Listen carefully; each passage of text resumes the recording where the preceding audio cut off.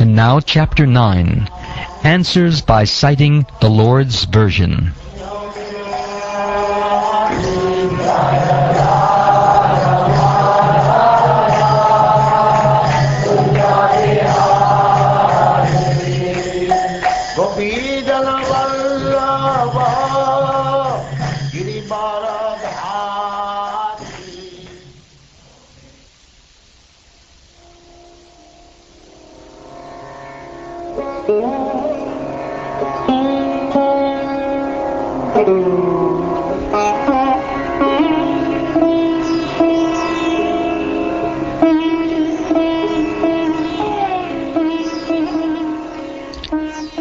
Sri Shukdev Goswami said, O King, unless one is influenced by the energy of the Supreme Personality of Godhead, there is no meaning to the relationship of the pure soul in pure consciousness with the material body. That relationship is just like a dreamer's seeing his own body working. The illusioned living entity appears in so many forms, offered by the external energy of the Lord. While enjoying in the modes of material nature, the encaged living entity misconceives, thinking in terms of I and mine. As soon as the living entity becomes situated in his constitutional glory and begins to enjoy the transcendence beyond time and material energy, he at once gives up the two misconceptions of life, I and mine, and thus becomes fully manifested as the pure Self. O King, the personality of Godhead, being very much pleased with Lord Brahma because of his non-deceptive penance in Bhakti Yoga, presented his eternal and transcendental form before Brahma, and that is the objective goal for purifying the conditioned soul. Lord Brahma, the first spiritual master, supreme in the universe, could not trace out the source of his lotus seat, and while thinking of creating the material world, he could not understand the proper direction for such creative work, nor could he find out the process for such creation. While thus engaged in thinking in the water, Brahmaji heard twice from nearby two syllables joined together. One of the syllables was taken from the 16th and the other from the 21st of the Sparsha alphabets, and both joined to become the wealth of the renounced order of life. The 16th is Ta, and the 21st is Pa. Combined, the word Tapa, or penance, is formed. When he heard the sound, he tried to find the speaker, searching on all sides.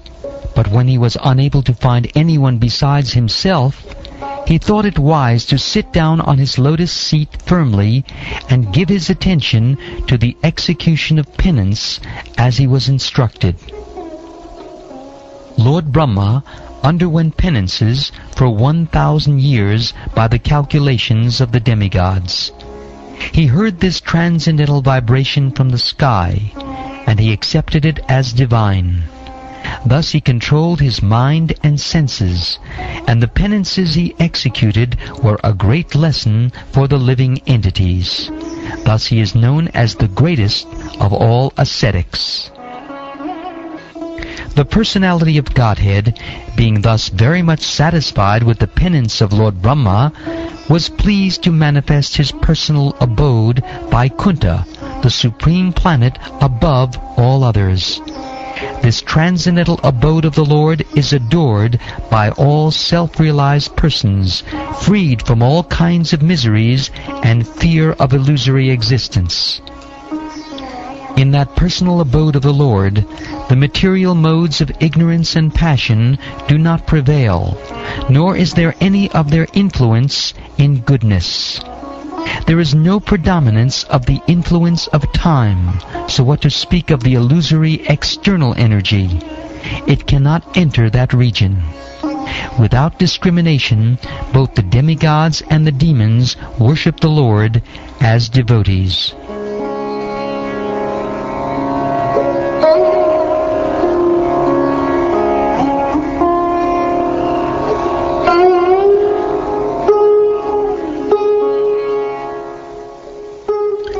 The inhabitants of the Vaikuntha planets are described as having a glowing sky-bluish complexion. Their eyes resemble lotus flowers.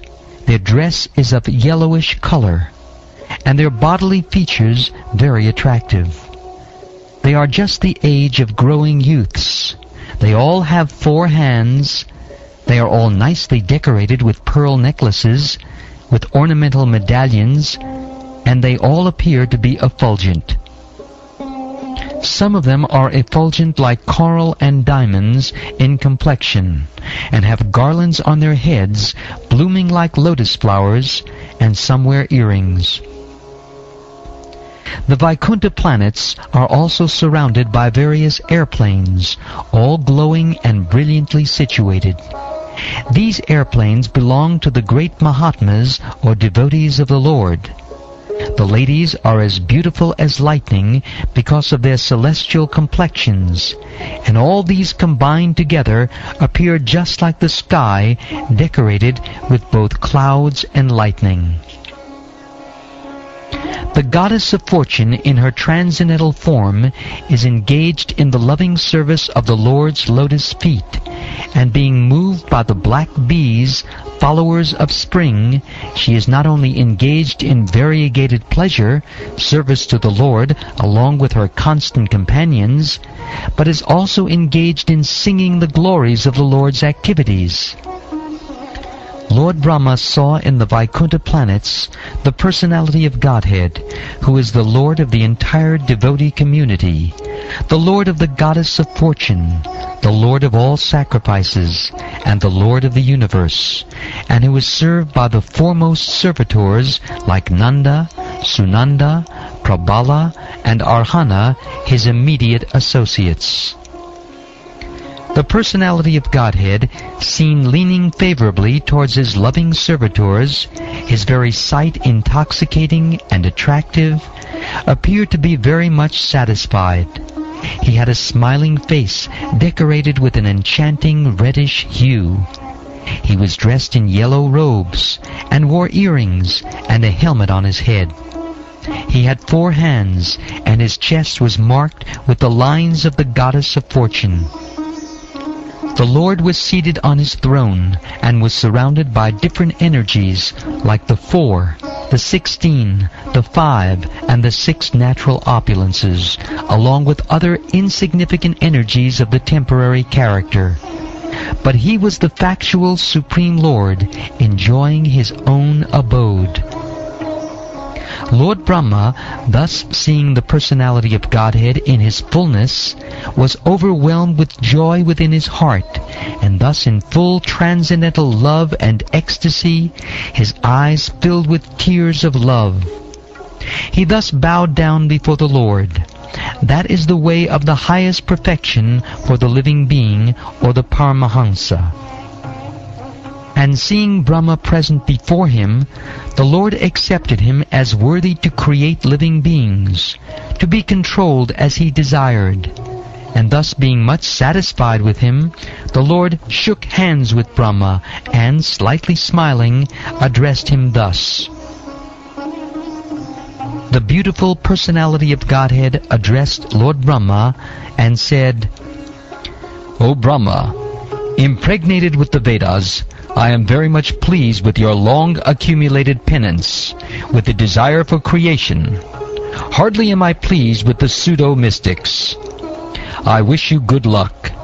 O Brahma, you may ask from me, the giver of all benedictions, all that you may desire. You may know that the ultimate benediction, as the result of all penances, is to see me by realization." The highest perfectional ingenuity is the personal perception of my abodes, and this has been possible because of your submissive attitude in the performance of severe penance according to my order. O sinless Brahma, you may know from me that it was I who first ordered you to undergo penance when you were perplexed in your duty. Such penance is my heart and soul, and therefore penance and I are non-different. I create this cosmos by such penance. I maintain it by the same energy, and I withdraw it all by the same energy. Therefore the potential power is penance only.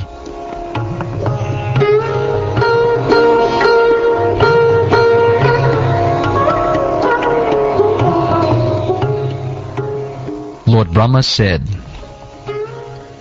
O Personality of Godhead, you are situated in every living entity's heart as the Supreme Director, and therefore you are aware of all endeavors by your superior intelligence, without any hindrance whatsoever.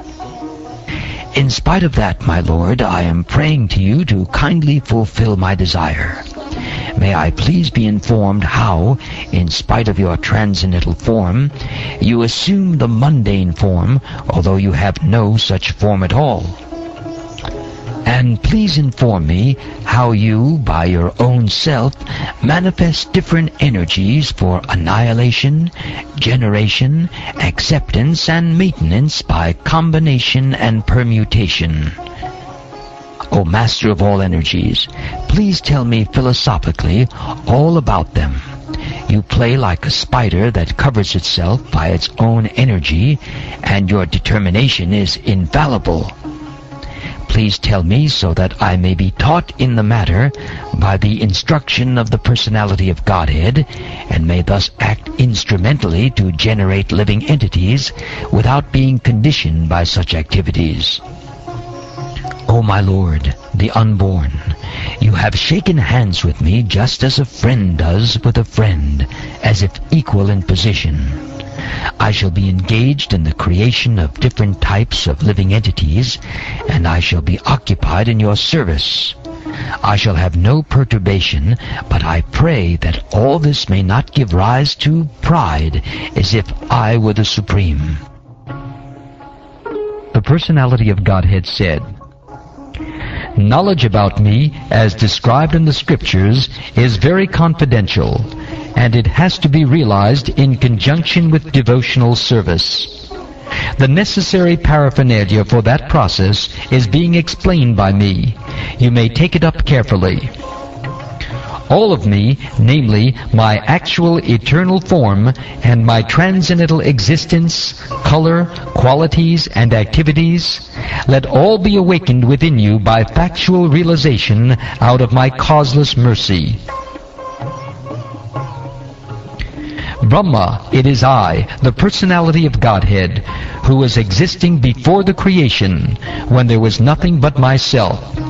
Nor was there the material nature, the cause of this creation. That which you see now is also I, the Personality of Godhead. And after annihilation, what remains will also be I, the Personality of Godhead. O Brahma, whatever appears to be of any value, if it is without relation to me, has no reality. Know it as my illusory energy, that reflection which appears to be in darkness.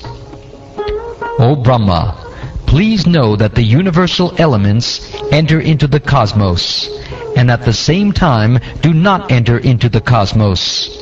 Similarly, I myself also exist within everything created, and at the same time I am outside of everything. A person who is searching after the supreme absolute truth, the Personality of Godhead, must certainly search for it up to this, in all circumstances, in all space and time, and both directly and indirectly. O Brahma, just follow this conclusion by fixed concentration of mind, and no pride will disturb you, neither in the partial nor in the final devastation.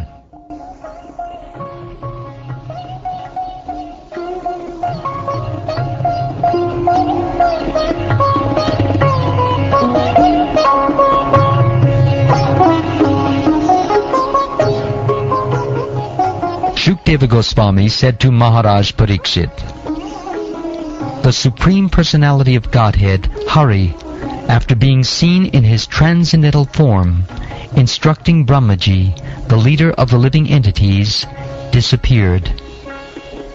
On the disappearance of the Supreme Personality of Godhead, Hari, who is the object of transcendental enjoyment for the senses of devotees, Brahma, with folded hands, began to recreate the universe, full with living entities, as it was previously. Thus, once upon a time, the forefather of living entities and the father of religiousness, Lord Brahma, situated himself in acts of regulative principles, desiring self-interest for the welfare of all living entities. Narad, the most dear of the inheritor sons of Brahma, always ready to serve his father, strictly follows the instructions of his father by his mannerly behavior, meekness, and sense control. Narad very much pleased his father and desired to know all about the energies of Vishnu, the master of all energies, for Narad was the greatest of all sages and greatest of all devotees, O king. The great sage Narad also inquired in detail from his father, Brahma, the great-grandfather of all the universe, after seeing him well satisfied. Thereupon, the supplementary Vedic literature, Srimad Bhagavatam, which was described by the personality of Godhead and which contains 10 characteristics, was told with satisfaction by the father, Brahma, to his son Narad. In succession, O king, the great sage Narad instructed Srimad Bhagavatam unto the unlimitedly powerful Vyasadeva, who meditated in devotional service upon the Supreme Personality of Godhead, the Absolute Truth, on the bank of the river Sarasvati. O king, your questions as to how the universe became manifested from the gigantic form of the personality of Godhead, as well as other questions, I shall answer in detail by explanation of the 4 verses already mentioned.